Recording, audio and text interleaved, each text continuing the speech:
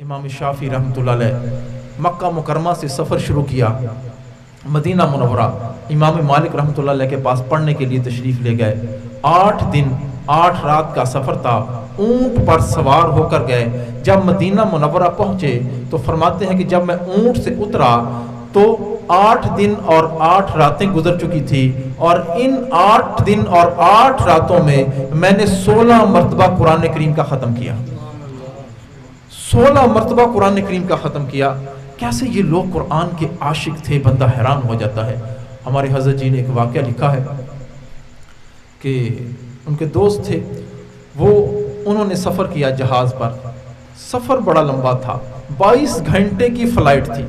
وہ کہتے ہیں کہ میں نے جب سفر شروع کیا تو میں نے قرآن کریم کی تلاوت شروع کر دی۔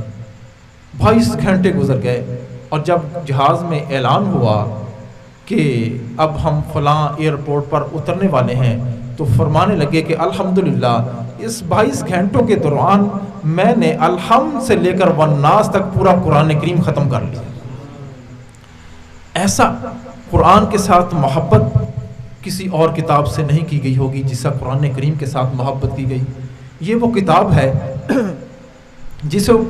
جس کو رات کی تاریکیوں میں پڑھا گیا، دن کے اجالوں میں پڑھا گیا، محفلوں میں پڑھا گیا، تنہائیوں میں پڑھا گیا، پہاڑوں کی چوٹیوں پر پڑھا گیا، پہاڑوں کے غاروں میں پڑھا گیا، فضاؤں میں پڑھا گیا، زمین کی تہوں کے اندر پڑھا گیا۔ اس قرآن کریم کو پڑھایا گیا، سنایا گیا، پڑھ کر رویا گیا، سنا کر رلایا گیا۔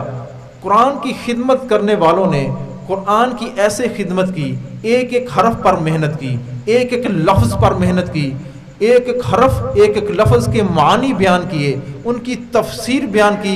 انہوں نے اپنی زندگیاں قرآن کریم پر نچھاور کر دیں، حتیٰ کہ جب وہ دنیا سے جا رہے تھے تو انہوں نے جاتے جاتے یوں کہا کہ اگر ہمیں نوح علیہ السلام کی بھی عمر مل جاتی تو ہم اپنی زندگی کو پڑھنے پڑھانے پر گزار دیتے، قرآن کریم کو پڑھنے پڑھانے پر گزار دیتے۔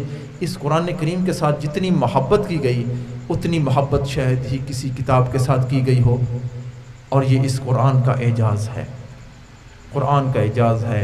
ہمارے سلف صالحین قرآن کریم پڑھا کرتے تھے، ان کو قرآن کریم کے ساتھ عشق تھا۔ حضرت اللہ شاہ بخاری رحمۃ اللہ علیہ کیسی اللہ تعالیٰ نے مسحور کن آواز دی تھی، قرآن سناتے تھے۔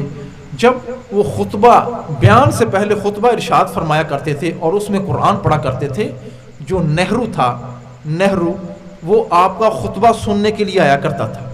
جب آپ قرآن پڑھتے تو خطبہ سن کے پھر بیان نہیں سنتا تھا اور چلا جایا کرتا تھا۔ اتنا پیارا قرآن پڑھا کرتے تھے۔ ان کی حالات زندگی میں لکھا ہے، اور جو لکھنے والے وہ کہتے ہیں، وہ خود کہتے ہیں کہ میں کشمیر کا رہنے والا تھا کہ ایک مرتبہ حضرت شاہ جی رحمۃ اللہ علیہ ہمارے ہاں تشریف لائے تو رات کو میں نے حضرت شاہ جی کے لیے بیٹھک کے اندر ایک لوٹا بھر کے پانی کا رکھ دیا، مصلی رکھ دیا کہ حضرت رات کو تہجد کے لیے اٹھیں گے، وضو فرمائیں گے اور تہجد پڑھ لیں گے۔ تو کہتے ہیں کہ جب رات ہو گئی اور جب رات کا آخری پہر ہوا تو میں اٹھا، میں نے سوچا دیکھوں حضرت اٹھے ہیں یا نہیں تہجد کے لیے۔ تو خطی کہتے ہیں کہ میں اٹھا، میں نے دیکھا کہ لوٹے کے اندر پانی نہیں تھا اور مصلی بھی بچھا ہوا تھا، اور مجھے پتہ چل گیا کہ حضرت تہجد کی نماز پڑھ چکے ہیں، لیکن بیٹھک میں موجود نہیں تھے۔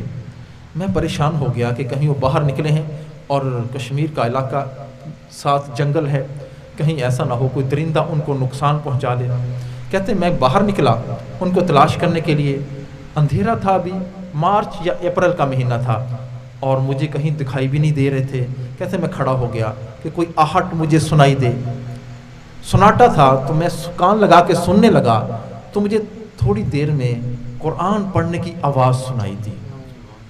کہتے کہ میں اس طرف چلنے لگا کہ مجھے شک پڑ گیا کہ حضرت شاہ جی رحمۃ اللہ علیہ قرآن کریم کی تلاوت کر رہے ہیں۔ کہتے میں نے چلنا شروع کیا، میں تھوڑی دور گیا تو میں کیا دیکھتا ہوں، حضرت ایک چٹان کے اوپر بیٹھے ہوئے ہیں اور قرآن کریم کی تلاوت فرما رہے ہیں، اور جھوم جھوم کے آنکھیں بند کی ہوئی ہیں اور جھوم جھوم کے قرآن کریم کی تلاوت فرما رہے ہیں۔ کہتے ہیں کہ یہ منظر تو میں دیکھ رہا تھا، اس سے عجیب منظر اگلا منظر تھا، اور وہ یہ کہ حضرت کے سامنے ایک چٹان تھی، اس چٹان کے اوپر ایک کالا اژدھا بیٹھا ہوا تھا اور وہ جھوم جھوم کر حضرت کا قرآن سن رہا تھا۔ کہتے میں یہ نظارہ دیکھنے لگا، حضرت قرآن پڑھتے ہوئے جھوم رہے ہیں اور وہ کالا ازدہا قرآن سنتے ہوئے جھوم رہا ہے۔ کہتے میں کبھی حضرت شاہ جی کو دیکھتا، کبھی اس ناگ کو دیکھتا، میں دیکھتا رہا۔ جب حضرت نے محسوس کیا کہ اب فجر کی نماز کا وقت قریب ہو چکا ہے تو حضرت شاہ جی رحمۃ اللہ علیہ نے تلاوت کو ختم کر لیا اور جیسے ہی تلاوت کو ختم کیا تو وہ جو ناگ تھا کالا، اس نے اپنا سر پھینکا اور اس نے چلنا شروع کر دیا، ایک طرف نکل گیا۔ یعنی وہ قرآن کو سننے کے لیے آیا ہوا تھا، قرآن کی تلاوت کو سننے کے لیے آیا ہوا تھا۔ تو قرآن کا دوسرا حق ہم پر یہ ہے کہ قرآن کریم کی تلاوت کرنا، اور کتنی تلاوت کرنا۔ فقہا نے لکھا ہے کہ قرآن کریم کی سال میں قرآن کریم کا 2 مرتبہ ختم کرنا ہر بندے پر، مسلمان پر لازم ہے۔ 2 مرتبہ ختم کرنا یہ لازم ہے ہر مسلمان مرد اور عورت پر، اگر نہیں ختم کریں گے تو گناہ گار ہوں گے۔ اور قرآن کریم کا تیسرا حق یہ ہے کہ قرآن کریم کو یاد کرنا، اتنا قرآن کریم یاد کرنا جس سے انسان اپنی 5 وقت کی نماز پڑھ سکے۔ حضور اکرم صلی اللہ علیہ وسلم نے ارشاد فرمایا، ان الذی لیس فی جوفہ شیء من القرآن کالبیت الخرب، جس بندے کے دل کے اندر تھوڑا سا بھی قرآن کا حصہ نہیں ہے وہ ویران گھر کی طرح ہے۔ گھر ویران ہوتا ہے، کھنڈر بن جاتا ہے، اس کے اندر جنات اور شیاطین اپنے بسیرے بسا لیتے ہیں، ٹھہر جاتے ہیں۔ اسی طرح جس انسان کے دل کے اندر قرآن کا حصہ کچھ بھی نہیں ہوتا، اس دل کے اندر شیاطین پھر اپنا بسیرا کر لیتا ہے اور پھر وہ اس کو گناہوں کی طرف راغب کرتا ہے۔ تو قرآن کریم کو یاد کرنا اللہ تعالیٰ نے آسان فرما دیا ہے۔ اللہ تعالیٰ نے قرآن کریم میں ارشاد فرمایا، وَلَقَدْ يَسَّرْنَا الْقُرْآنَ لِلذِّكْرِ فَهَلْ مِن مُدَّكِرٍ، ہم نے قرآن کو یاد کرنے کے لیے آسان کر دیا ہے، کوئی ہے یاد کرنے والا؟ یاد کرے، اتنا آسان فرما دیا۔ حضرت عبداللہ بن مسعود رضی اللہ تعالیٰ عنہ فرمایا کرتے تھے، ان القلوب اویتن، یہ دل یہ برتن ہیں، فَيْخُلُوهَا بالقرآن، ان کو قرآن سے بھر دو، قرآن سے ان برتنوں کو بھر دو، یعنی قرآن اتنا پڑھو کہ یہ برتن بھر جائیں۔